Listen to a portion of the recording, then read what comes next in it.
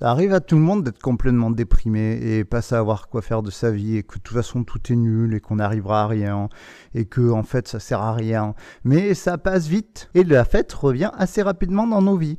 Ce qui n'est pas le cas des gens dont on va parler aujourd'hui, dont le cerveau a décidé de se mettre sur off, ce qui va les amener tranquillou vers le suicide. Et ça, je crois que ça pue sacrément la merde.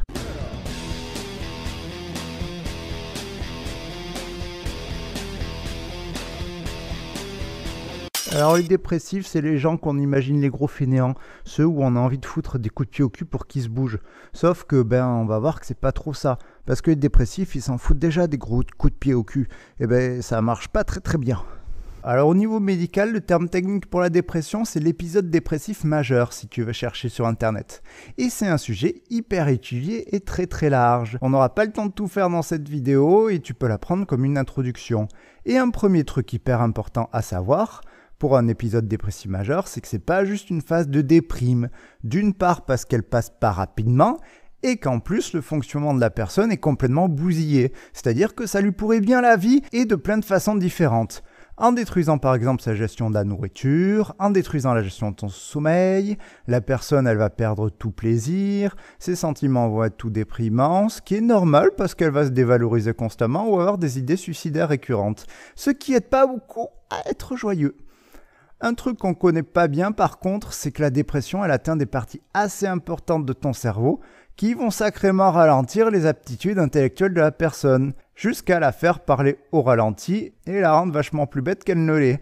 Et ça va sacrément poser des problèmes pour être efficace dans la vie de tous les jours ou sortir de la dépression. Maintenant, pour te rendre compte exactement de l'état d'un dépressif, il y a une expérience très rigolote qui va te l'expliquer. Alors, rigolote pour ceux qui n'aiment pas du tout les animaux, parce que ceux qui aiment les animaux, ça va leur faire très mal. Donc, il y avait des chiens dans un enclos en deux parties. Les chiens étaient à gauche, et ils ont décidé, les chercheurs, d'envoyer du courant électrique pour voir comment réagiraient les chiens. Les chiens, ils sont pas trop cons, ils se bougent et ils vont dans la partie pas électrifiée pour être tranquillou. Ensuite, ils ont mis les chiens dans un enclos B, et ils ont aussi électrifié la zone gauche. Sauf que quand les chiens ont sauté dans la zone droite, ils ont aussi électrifié la zone droite, donc les chiens sont repartis dans la zone gauche pour se faire réélectrifier encore une fois et ainsi de suite. Et au bout d'un moment, les chiens ils comprennent qu'il n'y a plus rien à faire et ils arrêtent de bouger et ils se laissent électrocuter. Troisième étape, on les remet dans l'enclos et on réélectrocute la zone gauche. Et là, les chiens, il y en a, ils vont sauter dans la zone droite pour pas se faire électrocuter. Sauf qu'on remarque qu'il y a certains chiens qui vont rester dans la zone gauche et qui vont se laisser électrocuter alors qu'ils pourraient s'en sortir. En fait, comme ils ont appris dans une situation qu'ils n'ont aucun pouvoir de changer les choses, ils généralisent à une autre situation et considèrent qu'ils ne peuvent rien y faire aussi. Le terme technique de ce qui vient de se passer, c'est l'impuissance acquise. En gros, c'est le fait qu'à un moment donné, on t'a appris que quoi que tu fasses, ça servait à rien et que tu n'arrives pas à t'en sortir. Ce qui est un peu beaucoup l'état du cerveau d'un dépressif. C'est un cerveau qui pense que ses actions n'auront aucun effet, du coup c'est assez difficile à initier quoi que ce soit, et du coup il ne fait rien. On prend l'exemple du chien chez un être humain pour que tu comprennes mieux. T'es en boîte, tu dragues tranquillou parce que tu veux pécho, c'est la fête. Puis tu vas bosser ta thèse de doctorat de physique quantique, et là tu tombes sur un prof à la con qui, quoi que tu fasses, te dit que c'est de la merde et que c'est à refaire. Alors tu fais des efforts pour corriger les erreurs, mais ça suffit pas parce qu'en plus le mec il te dit que tes erreurs d'avant en fait elles étaient bonnes et que tu fais encore plus de la merde. Bref, quoi que tu fasses, t'as un retour négatif. Et là ce qu'on peut observer c'est qu'un an après en boîte, tu vas plus draguer parce que t'as appris que ce que tu faisais ça servait à rien et que c'était de la merde et que tu te prendras forcément un vent et là ça se généralise à plein de trucs de ta vie et la dépression elle est là. Ce qui pose problème parce que moins t'en feras, plus tu te sentiras impuissant, plus tu seras déprimé, moins t'en feras. À partir de là, en plus, tu peux faire facilement la différence entre deux types de dépression. T'as les dépressions réactionnelles, comme l'exemple précité, putain je parle bien, t'as une vie normale, puis t'as un événement dur où tu es impuissant et t'apprends du coup à l'être partout. Et les dépressions endogènes, où la personne a appris à être impuissant quand il était gosse, et du coup il a construit cette personnalité avec une part d'impuissance en lui. Il a donc vachement plus de chances de tomber dépressif qu'une autre personne. Il y a aussi un autre modèle qui peut expliquer la dépression. La dépression, elle partirait d'un sentiment normal, qui est la déprime. La déprime, c'est cool en fait, car quand ta vie change et que tu dois la réorganiser un peu, la déprime, elle va te pousser à y réfléchir. ce qui va te permettre de réorganiser ta façon de voir les choses et trouver des solutions. Ça expliquerait pourquoi chaque changement de vie, un déménagement, une séparation ou un changement de boulot, augmente les chances de dépression. Et aussi pourquoi les dépressifs ruminent beaucoup et passent en boucle les mêmes problèmes. La question à 5000 balles du coup c'est, pourquoi un mec dans une situation de merde il va se sentir impuissant partout après et où? Pourquoi un mec va rester bloqué et ne pas réussir à réorganiser sa vie comme la déprime nous aide à le faire? Et comme d'habitude quand on reste bloqué sur quelque chose, c'est qu'il y a un cercle vicieux de merde dans l'histoire. Alors pour comprendre, on va apprendre Barnabé Gontran, qui est sur son canapé. Il est tout déprimé, il est triste, fatigué, il se dit que ça sert à rien de sortir parce que de toute façon il n'est pas intéressant et que beaucoup de gens sont méchants. Bref, son cerveau ne lui fournit aucune motivation pour sortir ou se bouger. Du coup, il reste sur son canapé, ce qu'il fait qu'il se culpabilise en se disant qu'il est une grosse feignasse qui se bouge pas. Pensée confirmée par sa copine qui arrive en lui demandant ce qu'il fout et que de toute façon il a qu'à se sortir les doigts, sortir avec des potes et postuler à ce putain de job. On va maintenant décortiquer pour bien comprendre ce qui se passe et pourquoi il va pas s'en sortir. Donc BG, il est sur son canapé, il est tout déprimé. Évidemment, les émotions et sensations que l'on retrouve le plus dans la dépression, c'est des trucs hard comme la tristesse et une grosse fatigue. Il est quand même bien de savoir que ces états sont influencés par des facteurs externes, genre la luminosité. C'est comme ça qu'on explique que tu sois plus déprimé en hiver. Ou des facteurs internes comme ton niveau de thyroïde ou l'état de ton système nerveux. Bon, premier point. Comme ton cerveau est bien foutu, on sait que tes émotions, elles sont liées à ta façon de penser et à ta façon d'interpréter les choses et les situations. Quand tu es content d'aller faire la fête, tu te sens pas triste, logiquement.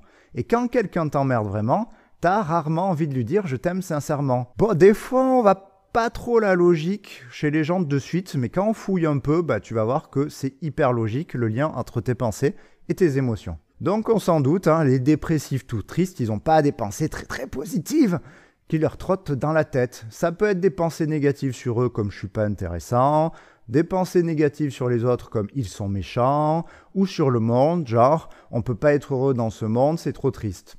Bref, une vision du monde bien déprimante, pas du tout nuancée, parce que le mec il va pas se dire « bah ouais mais c'est vrai, tu sais, quand je parle des moutons en soirée, les gens ils s'en foutent, je suis pas très intéressant ». Non, lui il croit à fond qu'il est jamais intéressant dans sa vie. Cette vision du monde particulière, elle peut venir d'un événement particulier, comme s'il s'est fait harceler ou s'il a eu un problème au boulot. Et là on retrouve un peu l'expérience des petits chiens, l'impuissance acquise. Ou alors elle peut être ancrée directement dans la personnalité de la personne, comme une personne par exemple qui a été éduquée sans être valorisée, et qui du coup a tendance à penser qu'elle est nulle, ou celle sur qui on gueulait toujours dessus, ou alors qu'on a fait passer son frère avant tout le temps, et qui a appris à fermer sa gueule tout le temps, ce qui n'aide pas pour avoir prise sur les événements quotidiens de notre vie quotidienne de tous les jours. Et là c'est plus hard à s'en sortir, parce que ces personnes, elles ont une sorte de robinet à idées noires dans leur cerveau, qui aime bien en déverser pas mal. Bon, évidemment, quand ton cerveau, là, il considère que tout est foutu et que ça sert à rien de faire quoi que ce soit, la personne, elle en fait moins que d'habitude. Parce qu'elle est beaucoup moins motivée, son cerveau n'arrive pas à s'enclencher. Dans l'exemple de Barnabé Gontran, par exemple, c'est qu'il va pas sortir. Oui, ça sert à quoi de faire quelque chose si on est persuadé que c'est foutu d'avance? Mais comme il fout pas grand-chose, alors qu'avant, il était dans un état normal, et c'était la fête dans sa vie, il va avoir un retour hyper négatif sur son état actuel. Et ses proches aussi vont avoir un retour négatif sur lui, comme sa copine qui l'engueule. Et là, faut comprendre que le dépressif, des coups de pied au cul, il s'en fout déjà un bon paquet et qui s'auto-flagelle lui-même d'être dans cet état. Sauf que comme il a juste pas un problème de fainéantisme et une maladie qui bloque ses capacités d'action, tous les coups de pied au cul qu'il veut se donner, c'est juste des coups de pied qui se fout dans la gueule et qu'il enfonce dans sa propre tombe. Et quand les proches s'y mettent, ça lui confirme juste la merde qu'il est et qu'il pense qu'il est. Ce qui va pas le rendre joyeux plus que ça, qui va augmenter sa dépression, confirmer qu'il est une merde et sa vision négative du monde, et le démotiver encore plus, etc., etc., etc. Et pouf, 6 mois après c'est encore pire parce que sa meuf l'a quitté et que la dépression lui a flingué le lobe frontal et vachement diminué sa capacité à trouver une solution. Bon, tu vois, il y a plein de trucs qui déconnent dans ce cercle vicieux, mais en même temps, s'il y a plein de trucs qui déconnent, ça veut dire qu'il y a plein de choses sur lesquelles on peut jouer pour l'aider, ce petit Barnabé Gontran. Et je pense que là, il est temps qu'on voit ensemble ce qu'on peut faire. Et un petit avant-propos important quand même, c'est que là, je vais te proposer plein de techniques qui peuvent aider et je vais les affilier à certaines cases. Mais ce qu'il faut savoir, c'est que comme on est dans un cercle qui peut tourner très vite, dès que tu changes une case, il y a tout qui change. Donc c'est plus facile pour moi de présenter les choses comme ça, mais toutes les techniques que je vais présenter vont pas forcément jouer que sur la case dans laquelle je les présente. Voilà, c'est histoire que tu restes pas bloqué sur ce que je viens de dire.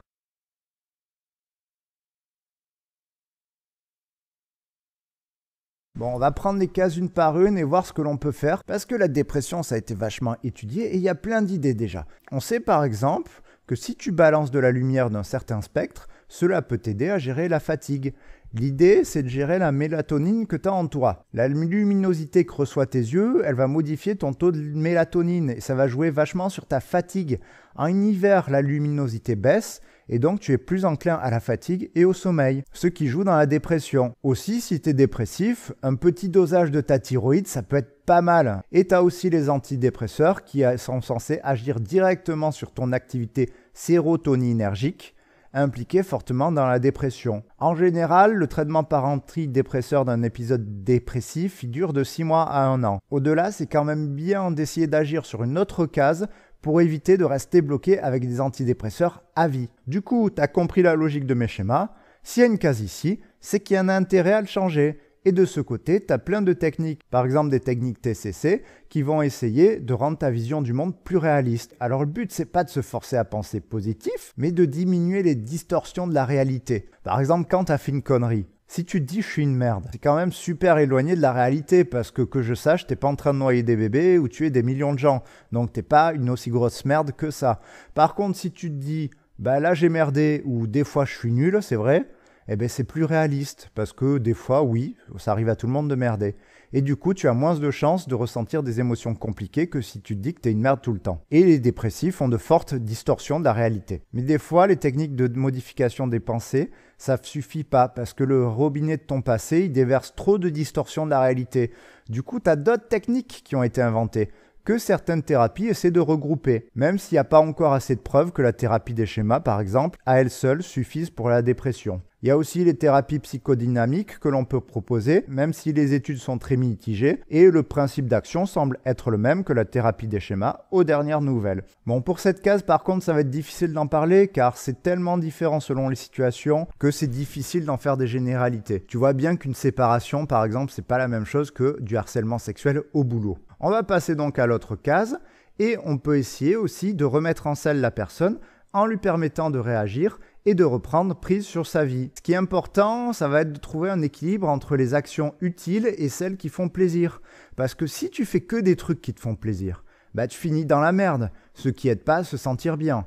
Et si tu fais que des trucs qui te sont utiles, sans plaisir, eh ben tu finis par perdre progressivement toute motivation à faire des efforts. Faut voir que le dépressif sévère, s'il se douche et qu'il s'habille correctement, c'est déjà la fête. Et s'il prend du plaisir à manger un bon gâteau au spéculoos, c'est déjà la fête. Donc faut pas oublier que s'il se relance pas sur ces deux tableaux, ça va vite bloquer. Pour le retour des proches, on a une thérapie interpersonnelle qui marche bien pour la dépression et qui vise en gros à rétablir les relations que tu as avec tes proches pour casser la boucle. Et pour l'autoflagellation des dépressifs, tu as des techniques qui vont rechercher plus de bienveillance envers soi, comme la mindfulness, même si pour l'instant c'est pas suffisant pour sortir de la dépression, mais ça t'empêche d'y retomber. Et il y a aussi d'autres thérapies qui vont te pousser à accepter ta situation actuelle pour mieux avancer, comme l'ACT. Même si là, encore, on n'a que des études préliminaires qui montrent que ça marche dans la dépression, on manque encore de recul là-dessus. Bref, avec une dépression, tu as un paquet d'angles d'attaque disponibles. En général, ce qu'on fait, c'est que des interventions extérieures et l'activation comportementale, on les propose en premier quand la dépression est sévère. Car comme le mec il est ralenti quand il est déprimé, ça va l'empêcher de se lancer dans un truc hyper intellectuel où on a besoin d'un recul sur soi important. Par contre, pour finir, il y a un truc super important dans la dépression, c'est que quelle que soit la case que tu choisis au départ, va falloir s'assurer de régler tous les soucis présents dans toutes les cases, sous peine de tout refaire partir en vrille. Parce que le gros problème de la dépression, c'est pas de s'en sortir, parce qu'il y a un taux de rémission assez spontané. Le plus gros problème qu'on a remarqué, c'est qu'une fois que tu es tombé dedans, tu as de fortes chances d'y retomber encore. Et plus tu tombes dedans, plus c'est long, plus c'est dur, plus ça va être difficile de s'en sortir. Par exemple, on a remarqué qu'on peut détruire le cercle et sortir de la dépression sans modifier forcément le robinet de pensée négative qui vient de ton passé. Et ça, c'est la porte ouverte à toutes les dépressions. On sait aussi que même des thérapies bien efficaces dans la dépression ne remettent pas forcément en place toutes tes fonctions intellectuelles sur le court terme. Ce qui fait que tu vas toujours en chier plus dans ta vie après une dépression, ce qui est la porte ouverte aussi à une autre dépression. La dépression, en fait, c'est un peu comme le cancer. Si tu en laisses la moindre trace, il y a des chances que ça reparte un jour. C'est pour ça que, comme pour le cancer, on recommande à certains patients de vérifier quelques fois par an que cela reparte pas en vrille, même après qu'ils aient été soignés de leur dépression. Voilà, ça t'introduit plein de choses sur la dépression. Mais le plus important, c'est de savoir que les coups de pied au cul, ça marche pas, parce que c'est pas de la fainéantise, c'est quand même une maladie assez grave, parce que leur cerveau n'arrive plus à initier des actions correctement. Je sais pas si tu as déjà essayé d'accélérer sur une voiture qui avait plus d'essence. Ça marche pas très bien. Et là, comme je disais, c'est qu'une intro parce qu'il reste plein de sujets importants. Les différents types de dépression, les fonctions que ça atteint dans ton cerveau, la rechute dépressive, les différents modèles. Donc il y a encore plein de choses à aborder sur le sujet. Moi, je sais pas trop ce dont j'ai envie de parler si je fais une prochaine vidéo sur la dépression. Donc tu peux me foutre dans les commentaires ce qui t'intéresse le plus et les questions que tu te poses encore. Et comme ça, je m'en servirai pour savoir quelle vidéo je vais faire. Je te rappelle qu'en attendant, tu peux toujours voter pour les sujets qui t'intéressent et qu'en plus, tu as plein d'autres maladies qui sont expliquées dans les liens que je te montre ici. Voilà, là, je ne sais pas trop où monter avec les yeux parce que je suis un peu bloqué. Bonne nuit.